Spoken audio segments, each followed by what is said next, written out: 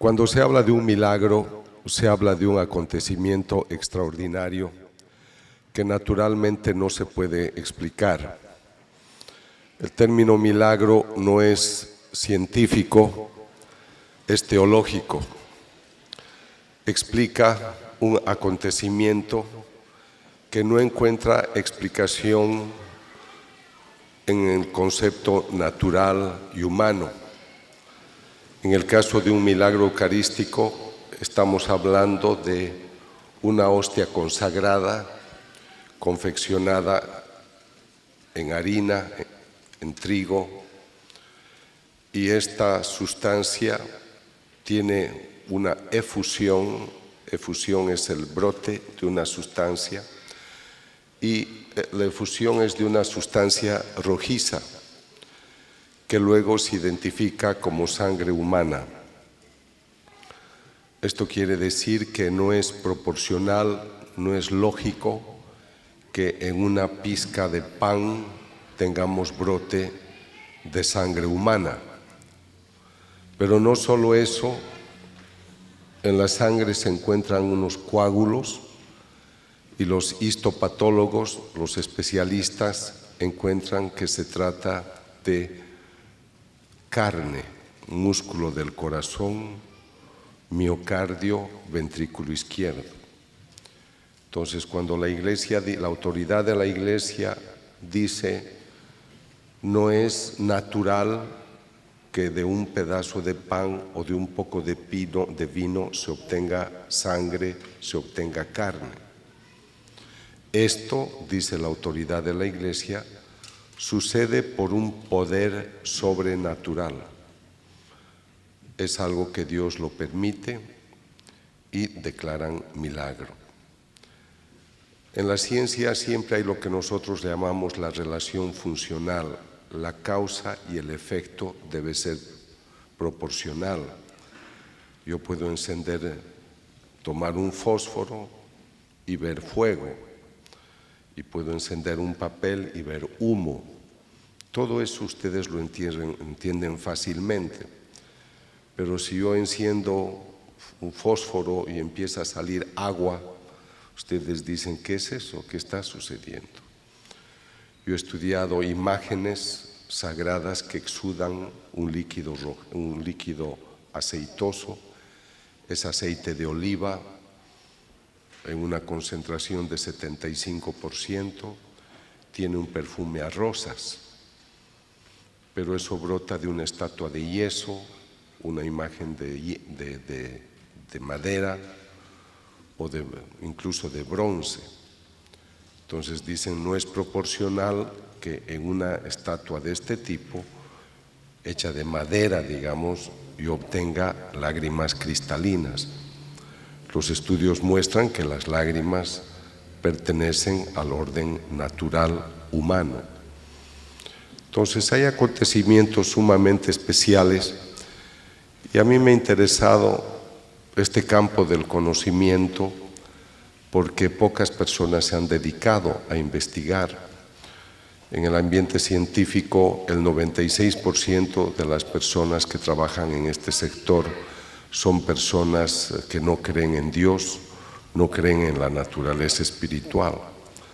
Por lo tanto, pues si ellos ven un fenómeno de una hostia que sangra o una imagen que exuda, pues lo atribuyen a la casualidad, al azar, a una manipulación. Yo me introduje en este campo estudiando unas imágenes, una imagen que sangraba en Bolivia, pero no lo hice por fe, porque yo era ateo en esa época. Yo he sido ateo hasta los 44 años. Lo que me ha convertido ha sido entrar a este campo de investigación. Cuando me interesé por una imagen que exudaba, les estoy hablando del año primero 92 y luego 95, yo pensé que las imágenes exudaban porque los propietarios de la imagen o gente de ese entorno tenían poderes mentales. Se llama telergia, una capacidad a distancia de producir algo. Entonces, como yo era ateo, yo pensé, debe haber un poder mental que hace esto. Pero al descubrir que la sustancia que brotaba eran lágrimas humanas, que era sangre humana, pues comprendí de que había algo distinto. Esas investigaciones me han llevado a estudiar los milagros eucarísticos a partir del año 1999. Entonces son 19 años que trabajo este tema y estoy muy complacido de compartir con ustedes esta noche, porque si son creyentes es el tema que más puede llenar la vida de un católico, porque el Catecismo de la Iglesia Católica enseña que el centro y culmen de la vida cristiana es la Eucaristía. Voy a recordarles un pasaje muy hermoso del capítulo 6 de San Juan. Quisiera también decirles que yo vengo con mucha ilusión a México, porque es un país de mucha sensibilidad espiritual. En México y Colombia es donde más encuentro una recepción al mensaje cristiano. Conociendo más su país, entiendo por qué Dios decidió que su madre se quedara en Guadalupe desde 1531, porque el mexicano cuidaría su advocación, cuidaría su mensaje y harían de ella la emperatriz del mundo, no solo de las Américas. Entonces es muy importante que un extranjero se los diga.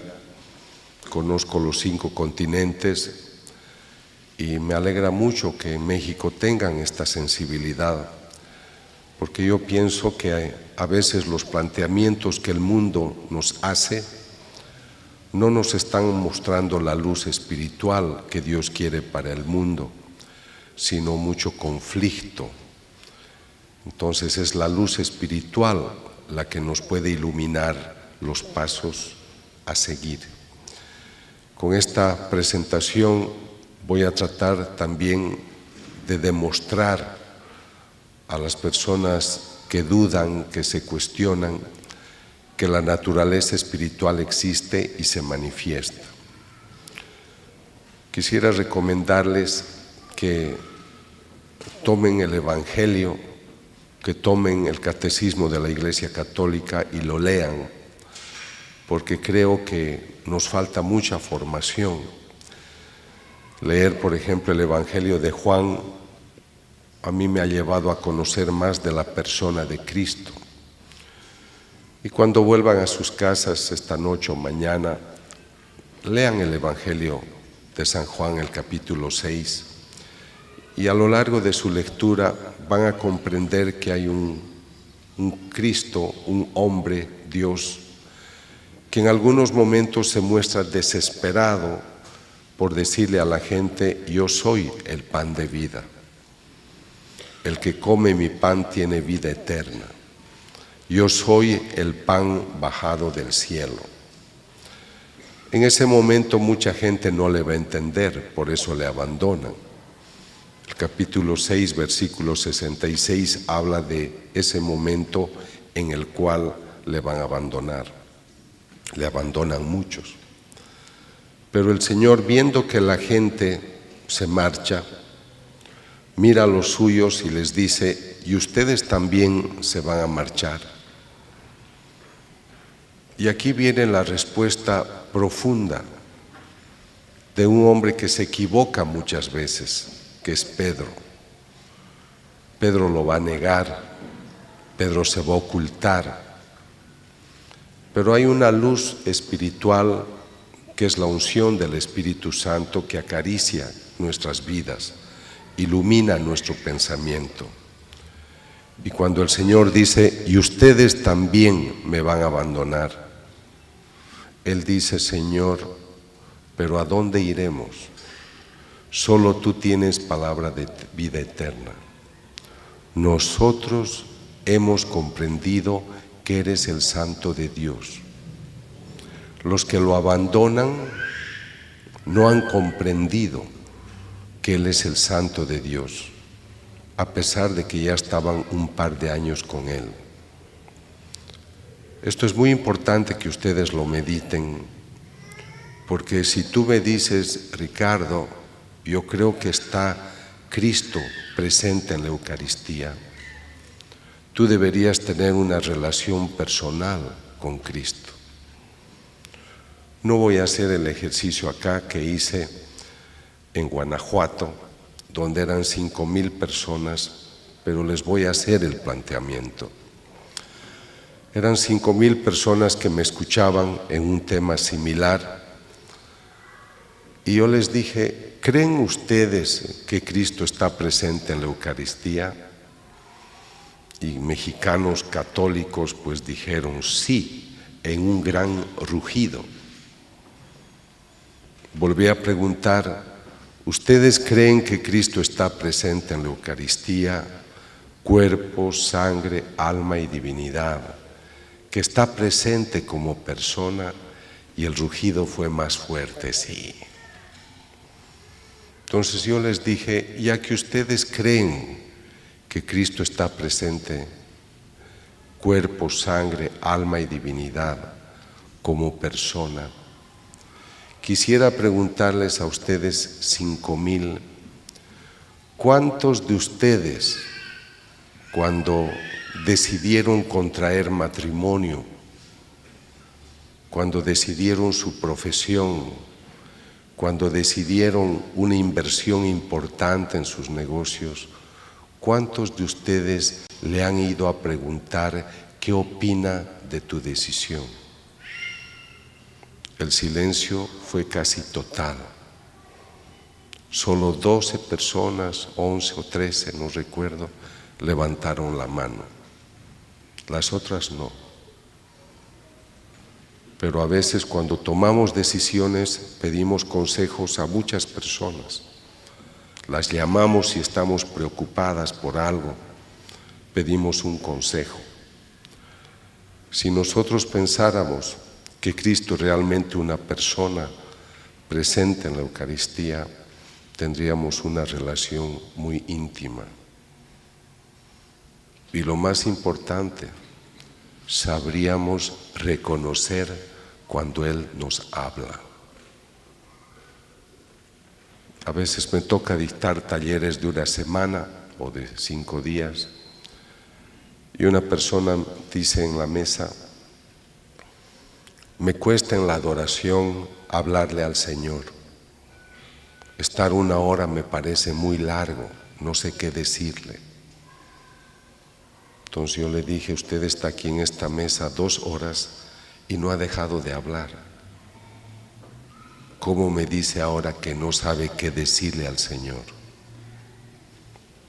Entonces yo les voy a demostrar esta presencia extraordinaria en la Eucaristía.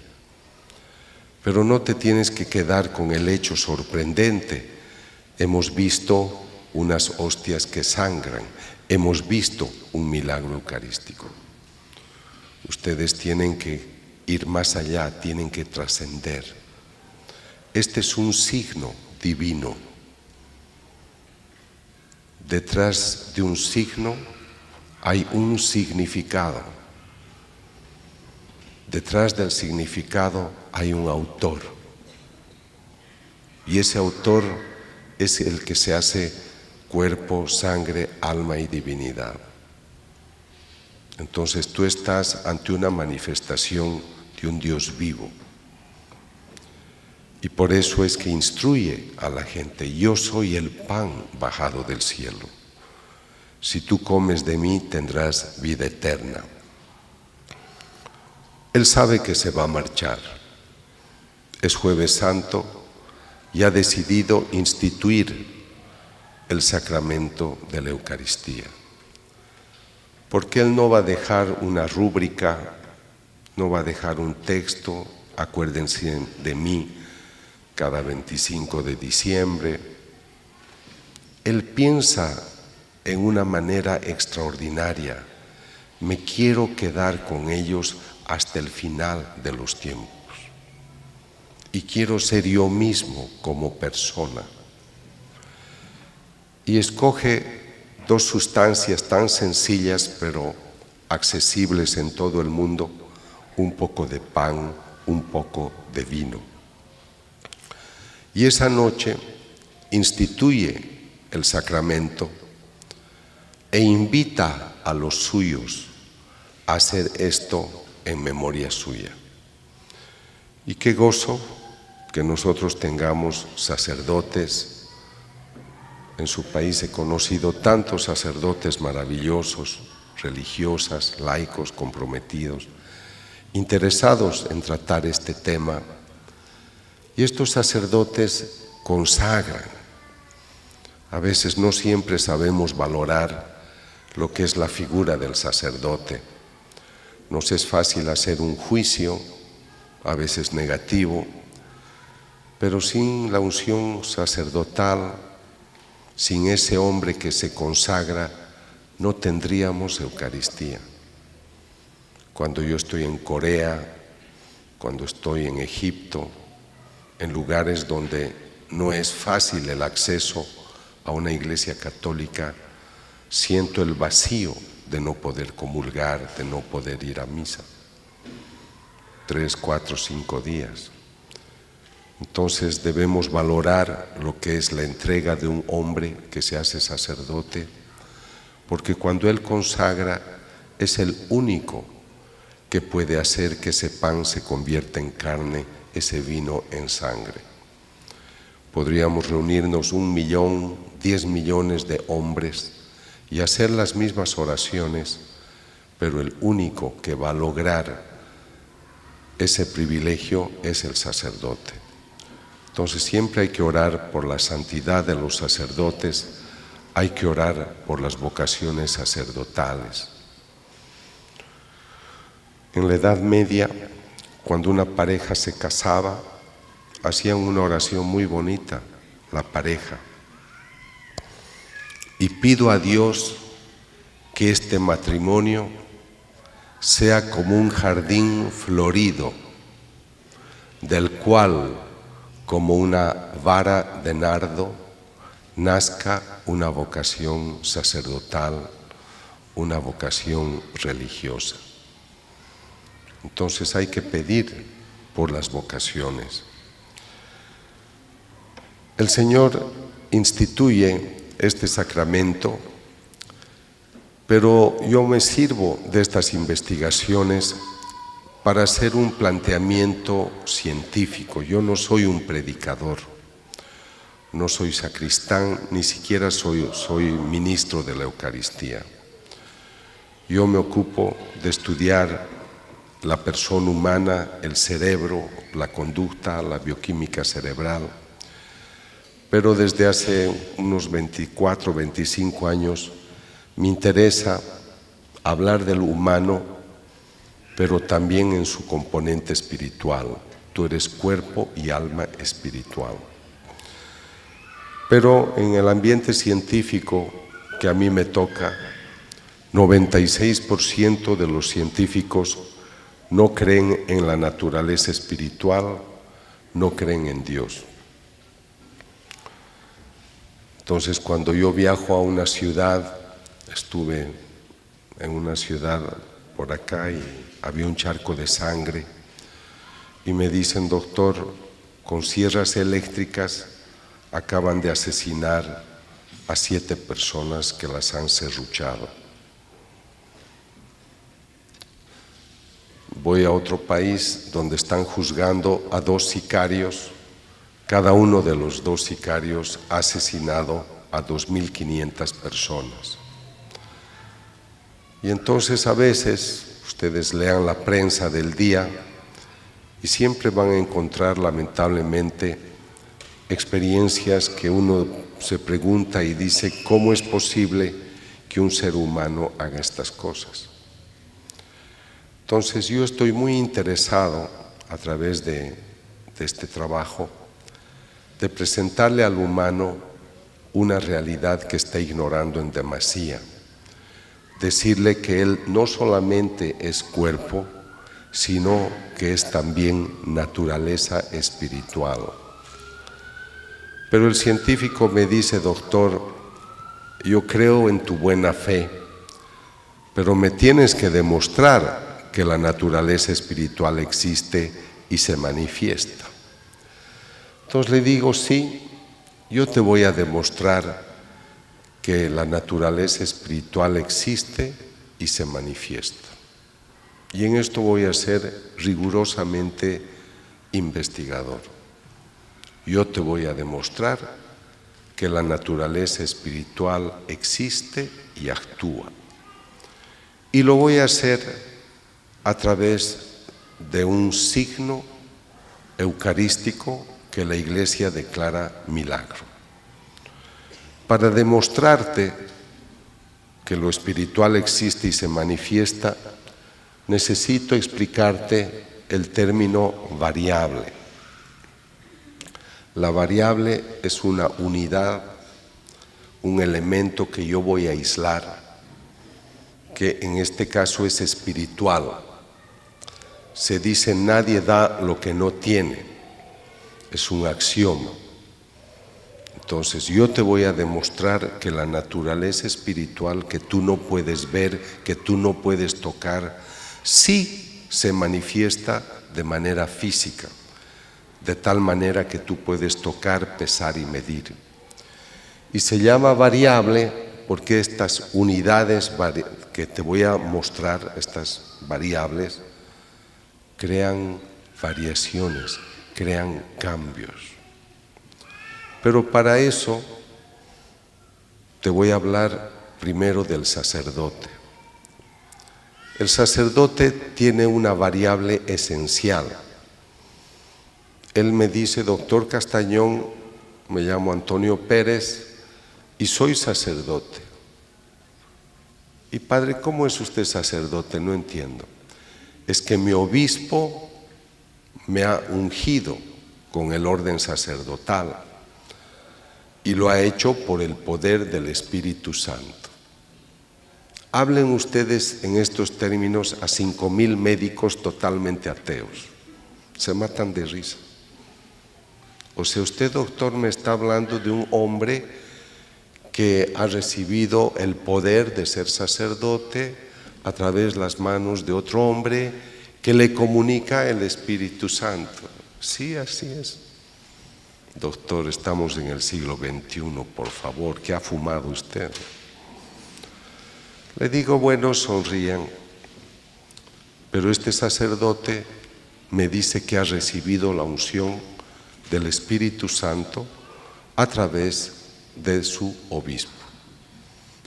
Aunque no les guste el concepto, digo a los no creyentes, ¿aceptan que es una variable espiritual? Sí. Mi segunda variable espiritual es que el sacerdote durante la consagración toma el pan, toma el vino y hace una invocación, término griego epíclesis, y solo hace una oración en la que en sus términos invoca y pido que por el poder del Espíritu Santo el pan se convierte en carne, el vino en sangre. Los profesores saben todos que es una variable espiritual. El padre, el celebrante, no se ha traído una máquina sobre el altar y ha hecho disparos de positrones, de ondas electromagnéticas, de rayos láser. Ha tomado el pan, ha tomado el vino y ha hecho una oración. Entonces yo les digo, ¿están ustedes de acuerdo que es una variable espiritual? Y la tercera, las palabras de Jesús. Porque la noche de su pasión tomó el pan y dijo, toman y coman, esta es mi carne. Tomó el vino, toman y beban, esta es mi sangre. Entonces, en estas tres instancias, ustedes solo tienen términos espirituales, nada más. Ahora explíquenme ustedes mismos católicos, o en esa mi audiencia de profesionales de la ciencia no creyentes, Si ustedes están de acuerdo que les he presentado 3 variables espirituales, explíquenme ustedes especialistas, ¿por qué luego de esta oración, de esas variables de las cuales ustedes se han burlado, cómo es posible que ahora yo tenga sangre, que tenga carne, que tenga músculo del corazón vivo, y no lo digo yo, lo dice tu profesor de cardiología, tu profesor de histopatología, tu profesor de bioquímica? Ahí es donde yo sonrío. Esto es muy serio, queridos amigos. Esto sucede en cada Eucaristía. Esta es la famosa transustanciación.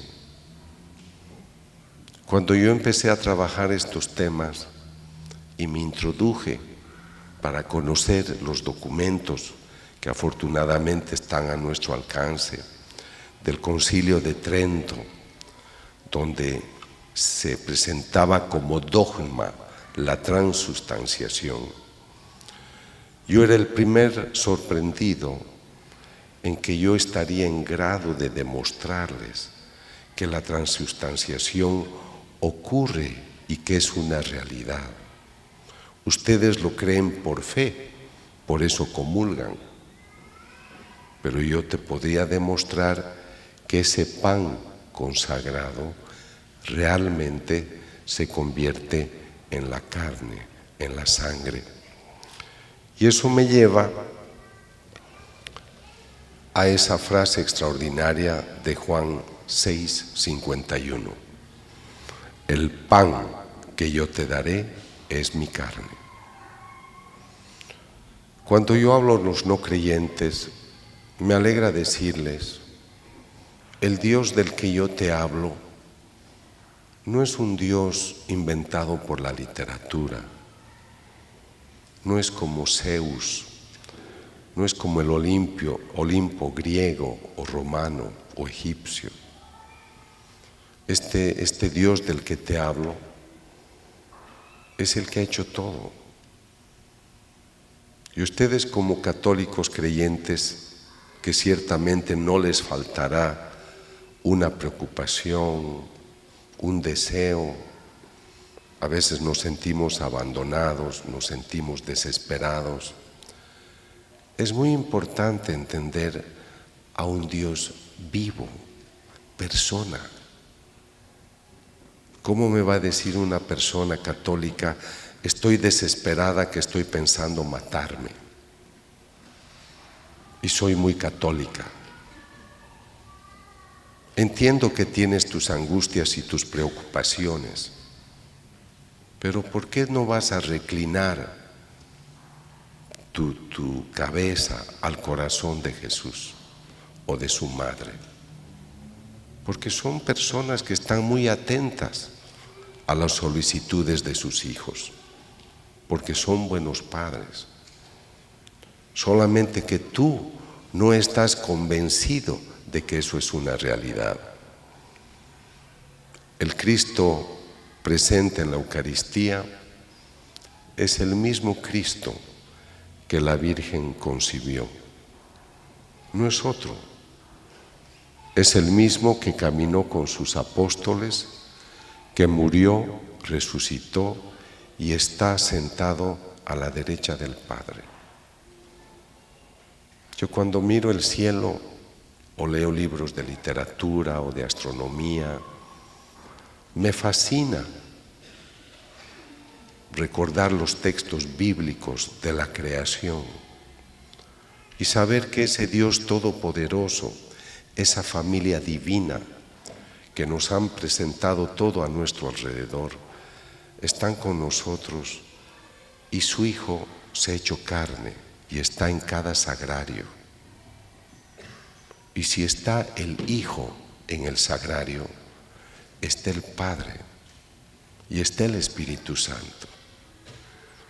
Y ciertamente la Trinidad dirá, ¿y dónde está la mamá? No podemos reunirnos sin ella. Esto es lo fabuloso de nuestra religión. yo la hallo muy completa, pero lo que yo hallo es que son muy pocos los católicos que estudian la Biblia. Son pocos los católicos que conocen el catecismo de la Iglesia Católica. ¿Cómo vas a amar una religión que tú no conoces? Vas a la misa los domingos, aunque no todos los domingos vamos a misa. 85% de los católicos no van a misa los domingos.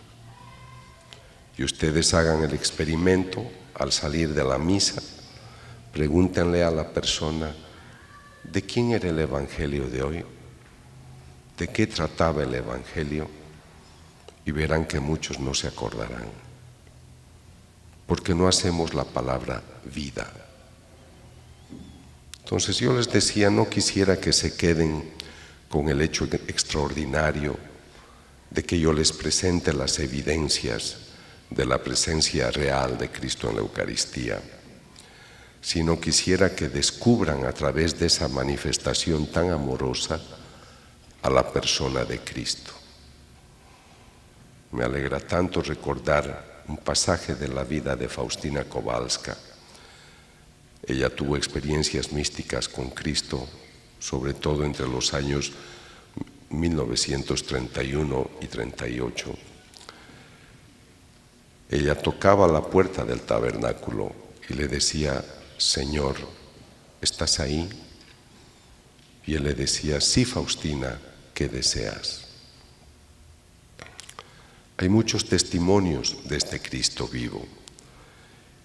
Este Cristo que piensa, habla, escucha, que ciertamente cuando tú vas a dialogar con Él ante el tabernáculo, Él te escucha, Él te ve, Él sabe lo que tú deseas.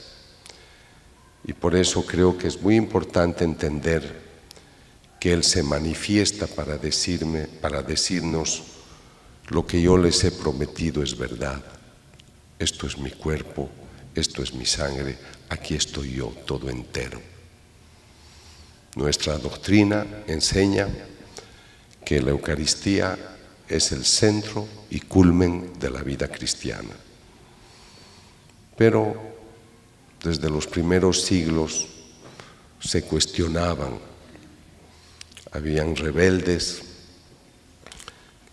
les hablo del primer, segundo siglo de la vida cristiana, perseguían a los cristianos porque decían que en el pan consagrado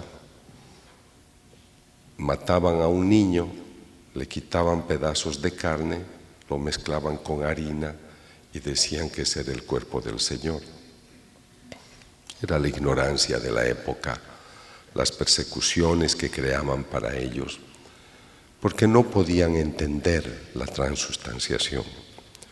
De hecho, el dogma recién se ha dictado en el siglo XVI, justamente para poder orientar a la gente ante las dudas y cuestionamientos que habían. Lo que quisiera presentarles es de que las dudas, y tal vez aún hoy, existen.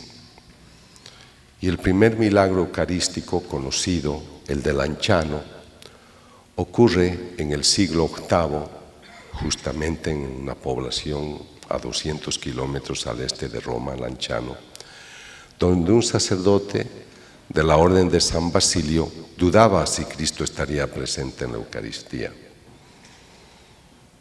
Dudaba, pero era honesto, porque él decía, yo dudo, pero ¿cómo puedo dudar si soy sacerdote? Entonces él invocaba ayuda a Dios y le concedió el favor de que durante una celebración la hostia sangró, el vino igual, y es lo que se conserva hasta el día de hoy en Lanciano. Yo he viajado 2 veces para revisar los documentos de la época, pero en los años 1970 el profesor Odoardo Linoli fue invitado para estudiar la hostia, determinando que lo que fue hostia se convirtió en músculo del corazón, miocardio, ventrículo izquierdo, y lo que era el vino se ha convertido en sangre. Quisiera que tengan presente que el tipo de sangre es AB, y eso es fundamental para todo lo que yo les voy a hablar después. El siguiente caso se conserva en la Catedral de Orvieto, pero sucede en una pequeña población bolsena en el siglo XIII, cuando un sacerdote, Pedro de Bohemia, también dudaba. Y al dudar, él volvía a Bohemia, hizo un peregrinaje a Roma y celebró la misa en el altar de Santa Cristina, y el Señor le hizo el favor de que la hostia sangrara. Envolvió la hostia en un corporal, que es el que se conserva hasta el día de hoy, y el Papa Urbano IV, que estaba cerca, al ver este acontecimiento, decidió instituir la famosa fiesta de Corpus Christi. Entonces acá tenemos dos milagros importantísimos.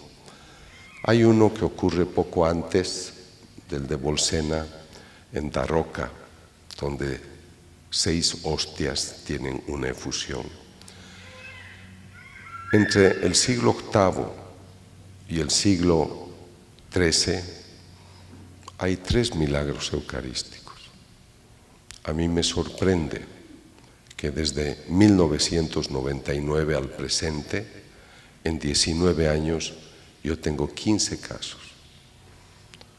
Entonces yo noto una preocupación del Señor por decir, sabes, dile a la gente que yo estoy presente en la Eucaristía.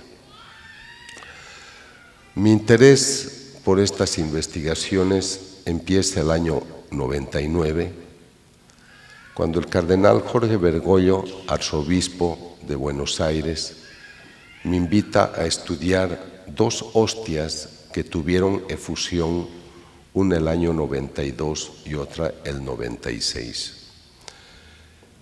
Y aquí quisiera hacerles una pequeña aclaración, que ya habiendo investigado tantos fenómenos, yo noto que cuando el Señor hace una propuesta y la gente no le hace caso, Él insiste. Tuvieron en Buenos Aires, en la misma parroquia de Santa María, una efusión el año 92. Pero luego, como no se hizo nada, el 96 en la misma parroquia vuelve a ocurrir. Y tengan presente este mecanismo para cuando yo trate de la hostia de Chilpancingo, Chilapa. Estuve en Buenos Aires el año 99 para conferencias, y el padre Eduardo Graham, que estaba ocupado en la parroquia de Santa María, me dice, doctor, tenemos 2 hostias que han tenido efusión. Ellos me buscaron porque en Bolivia yo había estudiado esta imagen de yeso que exuda lágrimas cristalinas y sangre humana. Y después de muchos años de trabajo hemos demostrado que la sustancia es sangre humana, tiene ADN humano, hay piel humana, glóbulos rojos, glóbulos blancos, y realmente pues hay elementos naturales que la ciencia no puede explicar cómo pueden existir en una imagen de yeso de 33 centímetros de alto por 18 de ancho, confeccionada, repito, en yeso. Cuando yo hago estos estudios, trato de decirle a la gente que la fe no teme a la ciencia. Nosotros creemos por fe. El Catecismo de la Iglesia Católica define la fe como una adhesión libre y voluntaria a la verdad revelada, porque confías en quien la ha revelado. Entonces, si tú te adhieres a una verdad que alguien te la pone de manifiesto, tú no necesitas pruebas, porque confías en quien la dice. Y si Cristo, el Hijo de Dios, dice yo soy el Hijo de Dios, pues yo le creo. Pero hoy nos hemos vuelto muy racionalistas. Entonces, la ciencia puede ayudar a determinar si algo es verdad o no. A través de la ciencia he descubierto falsas imágenes que exudaban, falsas hostias, falsas apariciones. No he podido estudiar todas, primero porque yo me tengo que financiar solo todo y no se puede hacer tanto estudio, y segundo porque solo estudio a pedido de la autoridad de la Iglesia. Entonces he estudiado el caso de las apariciones de la Virgen en San Nicolás de los Arroyos, que empezaron el 25 de septiembre del 83, pero el 22 de mayo de 2016 el obispo Héctor Cardelli ha reconocido el origen sobrenatural de estas apariciones.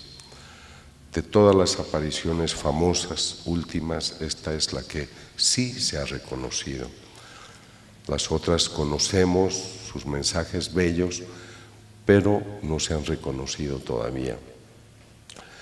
Entonces, la historia de las hostias de Argentina empiezan cuando, el 15 de agosto del 96, el celebrante da la Eucaristía a una mujer que le recibe la hostia en la mano. Pero, por lo que recuerdo de su explicación, cuando él no tomó en cuenta que debería comulgarla delante de él. Entonces la persona se fue con la hostia en la mano y en vez de comulgarla la dejó sobre una mesa donde había un candelabro cuya base era de arena. Entonces dejó la hostia sobre la arena y se salió. Luego de este hecho, algunas personas lo observaron obviamente y le avisaron al padre: Padre, hay una hostia consagrada que una persona ha dejado. Cuando yo entrevisté al sacerdote, me dice: yo quería comulgarla a la hostia, pero estaba llena de piedrecitas de arena. Entonces la puse en agua para que se pueda disolver, porque es norma, y en vez de disolverse, la hostia se fue convirtiendo en una sustancia rojiza. Cuando yo fui a investigar, me explicaron que aparte de esta hostia que exuda el 96, tienen otra que tuvo efusión el 92. Y me muestran los primeros certificados de una doctora Adelma Sassó, que era una doctora de la zona, y en su informe ella explica que esto es sangre humana, pero lo que a mí más me llama la atención es que ella ha obtenido lo que se llama la fórmula leucocitaria. Esta fórmula te está exponiendo los porcentajes de los distintos tipos de glóbulos blancos, leucocitos, que hay en la sangre. Hasta acá todo es fácil de decir, han encontrado glóbulos blancos porque es sangre humana. Pero lo que a mí me sorprende y me anima a hacer la investigación es que la doctora ha hecho el estudio el 92 y el 95 repite la investigación y descubre que los glóbulos blancos están intactos. Es más, ha variado el porcentaje de un estudio a otro. Los glóbulos blancos se comportan como si estuvieran en el cuerpo de una persona humana. Si aquí hay algún profesional del campo, sabe muy bien que los leucocitos fuera del organismo, a los 5 minutos o a los 60, por un proceso de apoptosis, se autodestruyen. Lo que les estoy mostrando es como si tú fueras al río, te coges un pescadito, lo llevas a tu casa y vive contigo fuera del agua 3 años. Entonces, ustedes me pueden decir, doctor, podría ser que alguien le ha puesto sangre a la hostia. Y yo te digo, sí, puede ser, yo no estaba en el lugar. Pero ahora explícame tú, ¿cómo hace, si alguien le ha puesto, cómo hace para conservar la sangre fresca durante 3 años sin ningún tipo de preservante?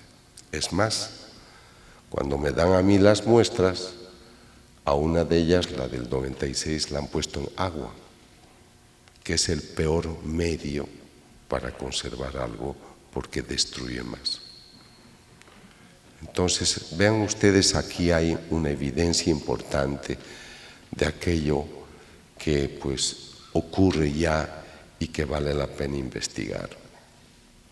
El estudio me ha tomado 6 años, hemos ido a muchos laboratorios en 4 continentes y los laboratorios han puesto en evidencia que se trata de sangre humana con ADN humano.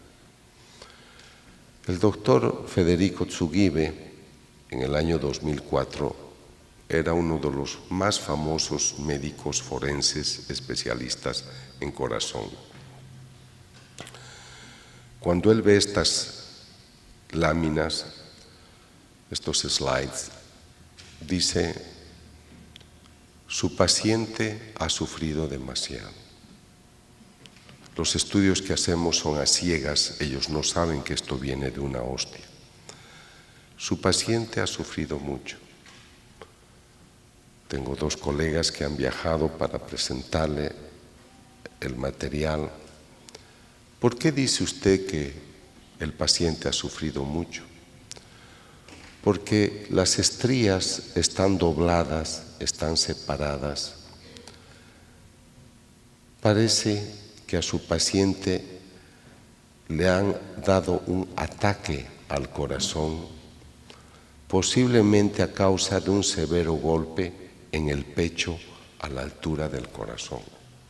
Es médico forense, está tratando de explicar de qué ha muerto ese paciente. Entonces él está interpretando, él ni sueña que esto viene de una hostia.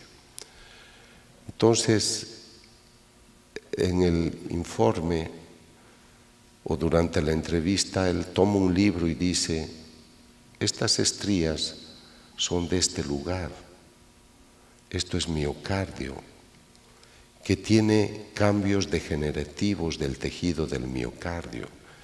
El miocardio es el músculo que le hace latir al corazón y da vida a nuestro organismo. Entonces él está viendo tejido del corazón lastimado y, como les decía, cree que el paciente ha sufrido mucho porque se le ha provocado el infarto por algunos golpes. En el resultado final, el corazón tenía una actividad dinámica, estaba vivo cuando se tomó la muestra. Este es el momento en el que yo estoy tomando la muestra, en octubre del año 99. ¿Por qué dice el doctor, el momento que se tomó la muestra, el tejido estaba vivo? Porque en mis evidencias ha encontrado leucocitos, glóbulos blancos intactos. Entonces, ¿por qué dice además que el paciente ha tenido un reciente infarto? Perdón, algo. El doctor ha dicho, el tejido estaba vivo porque ha encontrado glóbulos blancos. Y él en su informe piensa que el paciente ha tenido recientemente un infarto al corazón. O sea, él piensa que el paciente, cuyo caso está estudiando, ha muerto hace poco. Imagínense ese pobre hombre cuando se entera que nuestro paciente se ha muerto hace 2000 años. Esto es dramático porque ellos no pueden entender que esto provenga de una hostia consagrada. El viernes 17 de marzo del 96 presenté los resultados al cardenal Jorge Bergoglio. Y fue él el que me animó. Usted tiene la evidencia de que Cristo está presente en la Eucaristía y tiene una evidencia científica. Hable de ello. Que los sacerdotes entiendan el privilegio que Dios les ha concedido. Que las religiosas entiendan que tienen el privilegio de cuidar esta sacrosanta presencia de Dios. Y al laico, dígale que la palabra de Dios se cumple. El pan que yo te daré es mi carne. Luego de hacer este estudio, fui invitado por el obispo Alejo Zavala, obispo de Chilpancingo, Chilapa, en el estado de Guerrero, para estudiar una hostia que tuvo efusión en octubre del año 2006, 22-23 de octubre, en Tixla. El sacerdote Raimundo Reina había sido invitado por el padre Leopoldo Roque a dictar un retiro espiritual a un grupo de unas 800 personas. Cuando ya celebraban la misa, el padre Raimundo pidió que una religiosa le ayudara a dar la comunión, y cuando ella ya había suministrado la hostia a algunas personas, notó que una hostia tenía efusión de un líquido rojizo. Entonces, el padre en ese momento mostró la hostia a todo el público. Cuando yo vine a Tijuana a entrevistarlo al padre Raito, yo le pregunté y le dije: Padre, ¿por qué usted mostró la hostia a toda la gente? Usted sabe que esto se trata con reserva. Y me dijo: doctor, lo sé. Pero la misma experiencia tuve, en ese momento me dijo, hace 20 años, cuando yo era misionero en Centroamérica. Pero el obispo me obligó a comulgar la evidencia. Y yo tenía miedo que me ocurriera lo mismo. Y por eso instintivamente quise tener 800 testigos del hecho. Cuando les dije en las hostias de Buenos Aires que tengan atención, que el año 92 sucede algo, no hicieron nada y volvió a suceder el 96. Entonces, en el caso del padre Raimundo, le sucedió una vez hace más de 20 años y luego le vuelve a suceder. Y esto para mí es muy importante porque he estudiado en un país una imagen que exuda sangre, es de Cristo. Pero la autoridad de la Iglesia no hace nada y empieza a sangrar la Virgen. Y como no se hace nada, empieza, pero en otro lugar, a sangrar el niño Jesús. Porque Dios insiste, porque Dios toca las puertas. Entonces, me alegra la iniciativa que tuvo el padre Raimundo de mostrarla a la gente, porque entonces el obispo, un hombre muy valioso, Alejo Zavala, él dijo: guarden la hostia en el tabernáculo de la parroquia de Tixla, San Martín de Tours. Mientras tanto hago una comisión de investigación teológica y esperemos el momento para hacer una investigación científica. Cuando yo llego al lugar, es octubre de 2009, el acontecimiento sucedió el 2006, este es el estado que yo observo en la hostia. Pero el padre Monseñor Alejo es un hombre muy lúcido y me dice: doctor Castañón, yo no me puedo equivocar, necesito eliminar cualquier cuestionamiento. Lo primero que me dicen es: alguien ha puesto la sangre en esa hostia. Habrá un modo de identificar si la sustancia viene del interior o alguien la ha puesto por fuera. Me fui a los laboratorios forenses de la policía, estuve muchas horas con ellos y descubrieron que la sustancia brotaba de la parte media de la hostia y se dirigió hacia la parte superior. El origen era interno, no era externo. Este es el primer estudio del año 2009, pero el 2012 otro laboratorio que yo contraté para hacer investigaciones descubrió lo mismo, indicando que la dirección es de adentro hacia afuera. O sea, tengo dos pruebas que ponen en evidencia de que la sustancia brota del interior. Tengo un libro que se intitula Crónica de un milagro y al final hay más de 30 páginas con todo el certificado, los certificados que justifican todo lo que yo les estoy diciendo. Están los certificados médicos, la sustancia es sangre humana y el tipo de sangre es AB. Es el mismo tipo encontrado en Lanciano, es el mismo tipo encontrado en la Sábana Santa de Turín. Acá gocen lo que van a ver, porque esto es un milagro lo que van a ver. Han colocado los expertos unas partículas de pan y están obteniendo una sustancia que se llama hemoglobina. La hemoglobina es una heteroproteína que lleva oxígeno a los tejidos y sirve para la eliminación del anhídrido carbónico de los pulmones. Para tener hemoglobina yo necesito un laboratorio.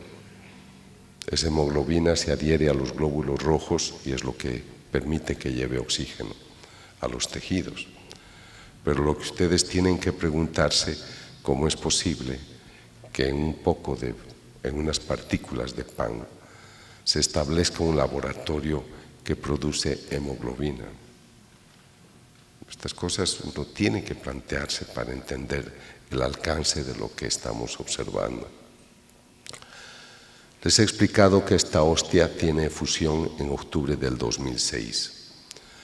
Me la entregan a fines de octubre de 2009 y en febrero de 2010 yo quiero investigar si encuentro algo debajo de la sangre ya coagulada.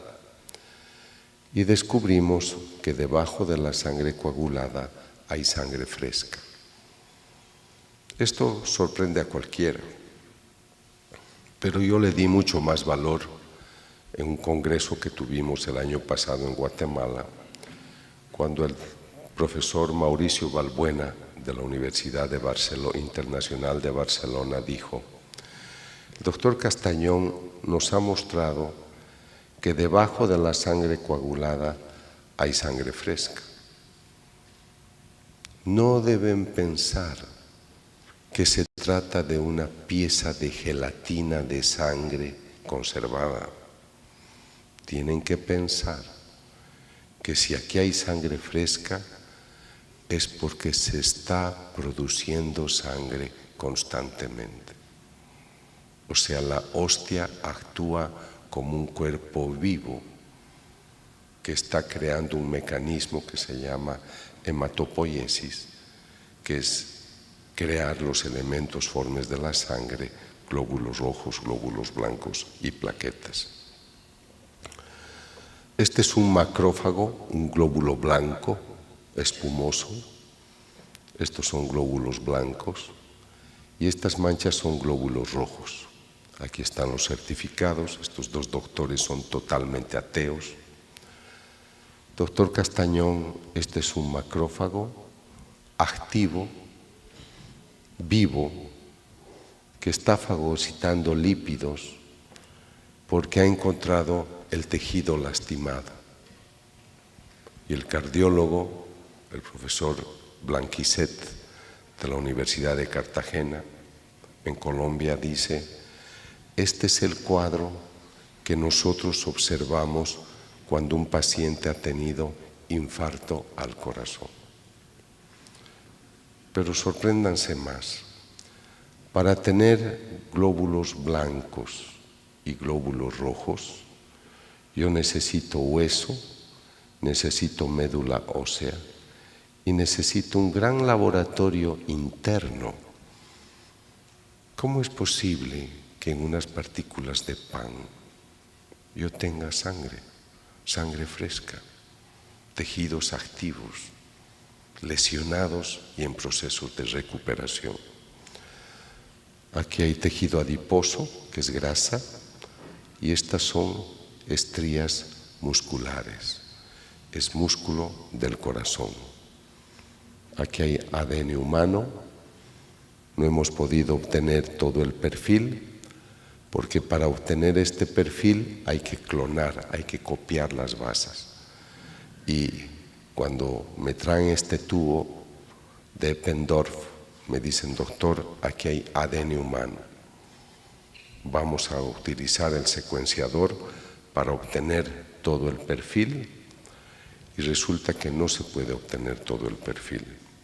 Si yo tomo sangre de ustedes o una célula, puedo obtener todo esto porque las bases se pueden copiar. En 15 estudios que hemos realizado, esta sangre especial no se deja copiar, no se deja clonar. Por eso es que no se puede obtener todo el perfil, es única, pero sí tenemos el dato suficiente para decir que aquí hay ADN y se trata de ADN humano. He visitado algunas fábricas de hostias, nunca ha sangrado una hostia no consagrada. Entonces yo les decía, yo les voy a demostrar que la naturaleza espiritual existe y se manifiesta. Y les estoy demostrando a través del milagro eucarístico. El sacerdote toma el vino y se convierte en sangre, toma el pan y se convierte en carne. Ustedes tienen la bendición de haber tenido un obispo muy valiente, muy humilde, muy santo, que es el obispo Alejo Zavala, y el 12 de octubre de 2013, en una declaración solemne, reconoce el carácter sobrenatural del milagro eucarístico de Tixla, Chilpancingo, Chilapa. Sé que van a querer mis libros, no los tengo, pero si escriben a la tiendadeldiscípulo.com, ahí los tienen. Luego les daré una dirección en México también. Me llama la atención encontrar corazón. La hostia de México pone en evidencia miocardio, lo mismo la hostia de Argentina. Entonces, esto me lleva al siglo XVII, a la experiencia de Margarita María Lacoco. El Señor se le aparece a ella y le muestra su corazón. Margarita, este es el corazón que tanto ha amado a los hombres, pero en compensación, lo único que recibe es ingratitud. Pero lo que más me conmueve es que esa ingratitud provenga de aquellos hijos que se dicen míos. Conozco muchos sacrilegios que se hacen a la presencia de Cristo. Entonces, por eso le pide a ella ya en esa época que haga reparación por las ofensas a esta presencia eucarística. Pero yo creo que además de todo ello, lo que el Señor está tratando de decirnos es que su palabra se cumple. Los teólogos que me asesoran me dicen: doctor, un milagro sucede para confirmar que aquello que tú crees es verdad. Tú crees que aquí está presente el Señor, cuerpo, sangre, alma y divinidad, y aquí tienes la evidencia. Y esta es la cita de las que les hablaba antes: el pan que yo te daré es mi carne. Y nos sigue entregando su corazón. ¿Por qué, ya para concluir, por qué me he interesado de hacer este tipo de trabajo? A mí la Iglesia Católica no me paga por lo que hago. Es porque yo creo que el humano debe reconocer un gran descuido con su vida espiritual. Yo he tenido aquí en México la experiencia de sicarios que después de descubrir la vida espiritual en sus vidas han dejado de matar. Hombres violentos que maltrataban a sus hijos, a sus esposas, han cambiado el momento que han dicho sí a la vida espiritual. Políticos corruptos igual. Entonces yo creo que mi punto de vista trata de decirle a la gente, tú eres cuerpo y alma espiritual. He viajado a Egipto a hablar a los musulmanes o a los budistas en Corea. Yo no le voy a decir al budista, mañana te arrodillas y comulgas. Si quiere hacerlo, que lo haga y que se prepare, obviamente. Pero lo que yo necesito es que el humano se dé cuenta que es cuerpo y alma espiritual. Y a mí me sedujo mucho la frase de Pablo en Gálatas 2, 22, 23, cuando dice, el fruto del Espíritu es el amor, es la paz, es la armonía. Y por eso me animé a escribir un libro sobre el Espíritu Santo, que se llama Cita en el Jordán, porque creo que tenemos que conocer al Espíritu Santo como obra. No es una paloma, aunque se sirve de la apariencia para manifestarse. No es una lengua de fuego, es la tercera persona de la Santísima Trinidad, una persona con todos los atributos. Entonces yo creo que si tú esta noche vas a regresar a tu casa y te vas a ir con esta grata efusión de bienestar, y vas a llegar a tu casa y vas a compartir esta paz interior, la vida en gracia, la bondad, la humildad, el amor. Si tú llevas eso y encuentras eso en tu casa, tú estás llevando los frutos del Espíritu en tu vida. Pero si yo voy a un país donde se mata a la gente, donde la gente es corrupta, donde la gente solo le interesa el amor, el sexo, el placer, y Dios es un gran exiliado, el Espíritu de Dios no está ahí. Y por eso nos estamos lastimando. Por eso matan las personas por un celular. Por eso los hombres pagan por el cuerpo de una mujer. Por eso no estamos bien. A pesar de nuestra cultura, del llamado desarrollo tecnológico, económico, social, yo no pienso que el hombre pueda decir en el mundo, nosotros hemos construido un mundo de amor, de paz y armonía. Y para mí, todo eso tiene que ver con la ausencia del Espíritu Santo en nuestras vidas. Entonces, por eso yo creo que tenemos un gran desafío, y es el de entender que Dios a través de estos milagros nos está obsequiando una evidencia, para que no nos quedemos solamente con la idea y el concepto de fe. Yo he estudiado a místicos modernos y el Señor dice, yo no debería necesitar hacer milagros para que crean en mí, porque ya tienen mucha revelación, pero me rebajo, me abajo, me pongo a su nivel pobre para darles una evidencia. Porque como ya no leen mis libros, porque ya no tienen interés de mi palabra, les muestro cosas extraordinarias para que seducidos por ello, vuelvan a mí. Entonces yo creo que aquí tienen los datos de México para mis libros, y también María Visión los vende mis libros.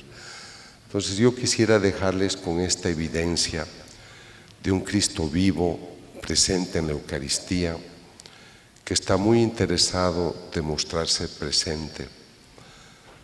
Yo recorro los países y me ocurren anécdotas muy curiosas.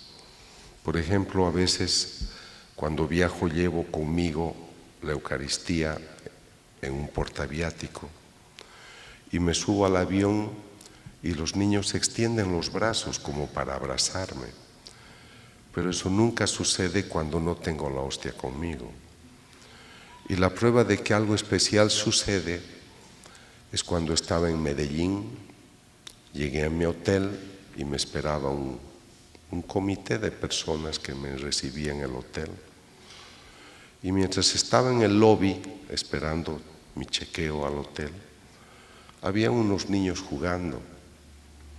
Y se acerca uno de los niños a mi asistente y le dice: señorita, ¿le puede decir al Señor si nos deja jugar con el niño que tiene en sus brazos? Yo solo tenía la hostia sangrante conmigo. Entonces estos son acontecimientos, esa ya es una anécdota real, pero yo pienso que el Señor nos ha obsequiado cosas muy grandes para mantener nuestra fe. Pero si no nos abrimos a la luz del Espíritu Santo, si no volvemos a las enseñanzas originales, si pensamos que la conquista del mundo es más importante que la conquista de la santidad y del Espíritu, tal vez perdamos el rumbo. Está bien que vivamos en el mundo construyendo todo lo que necesitamos para sobrevivir con dignidad, pero creo que nos estamos encaminando a buscar lo efímero, lo concreto, lo inmediato, y no importa si eso asfixia nuestra vida espiritual. Yo les decía que México para mí es una gran ilusión, porque ustedes son un país muy espiritual y creo que su fervor espiritual debería reactivarse para que la luz espiritual que ustedes tienen no solamente ilumine México, sino todo el mundo. Quisiera contarles que trabajo con un sacerdote en Ciudad de México y pasaron 6 años en su parroquia y le dijo el obispo: te voy a cambiar de parroquia. Entonces todas las autoridades de la zona fueron a buscarlo al obispo y le dijeron: por favor, no lo cambie. No, le dice, ya hasta 6 años lo debo cambiar. Es que desde que este padre está acá, en nuestra parroquia, no hay un aborto, no hay un asesinato, no hay un robo. Y viene tanta gente a esta iglesia que ahora tenemos que sacar los bancos para que entre más gente. Y la gente se sana. Conozco muchos lugares donde tienen adoración perpetua ustedes y es evidentemente el descenso de la criminalidad, de la violencia. Esa es una prueba de que la presencia de Dios hace algo en la vida de las personas. Lo que yo noto es que a veces queremos pedirle un favor a Dios y vamos a la iglesia y hacemos novenas. Yo he atendido un caso de una familia muy famosa a quien secuestraron a su hijo. Lo primero que hicieron fue llamarme, pedirme que lleve a la Virgen a su casa y todos los días rezaban el rosario en familia durante varias semanas. Cuando entregaron al hijo, yo fui con el temor de que me digan: doctor, no le entregamos su imagen y nos queremos quedar con ella. Llegué a la casa, lo primero que hicieron: doctor, ya ocurrió el milagro, gracias, aquí está su Virgen y hasta luego. O sea, a veces somos muy ingratos. No hay que amar solamente cuando tienes necesidad y tú quieres recibir. Sería muy largo contarle las experiencias que tengo en los lugares donde la persona da un lugar digno a Dios. Si ustedes piensan que un personaje viene a vivir a tu casa y hace asfaltar las avenidas, hace construir universidades, ¿qué no hará un Dios vivo que quiere ubicarse al lado de tu casa para hacer algo? Estuve en un país donde el alcalde de la ciudad era no creyente, pero ese día estaban inaugurando una iglesia muy hermosa. Eran padres misioneros polacos que construyeron la iglesia más hermosa en un lugar de Sudamérica. Entonces el alcalde tuvo que ir a la inauguración de esa iglesia. Él era no creyente, repito, pero estaba muy molesto que hubieran hecho una iglesia dedicada al Cristo de la Misericordia tan bella en una zona tan pobre. Entonces él, cuando habló como alcalde, dijo: y claro, no entiendo cómo acá ustedes, los curas, los católicos, se vienen a hacer una casa tan grande, tan millonaria en una zona de pobres. Esta es una bofetada a la pobreza. Y lo dijo así. Y luego me tocó hablar a mí. Entonces yo dije: me alegra mucho que los padres, con el esfuerzo también del pueblo, han construido esta iglesia, porque siempre al gran huésped, al mejor huésped, uno le da lo mejor. Por lo tanto, aplaudo que los sacerdotes y el pueblo, a pesar de su pobreza, le hubieran construido al Señor esta casa tan hermosa. Pero quiero decirles algo: el Señor no estará tranquilo en su casa elegante sabiendo que el pueblo es pobre, y Él hará algo. No pasó ni un año y descubrieron pozos de petróleo en esa zona y la ciudad es una de las más ricas.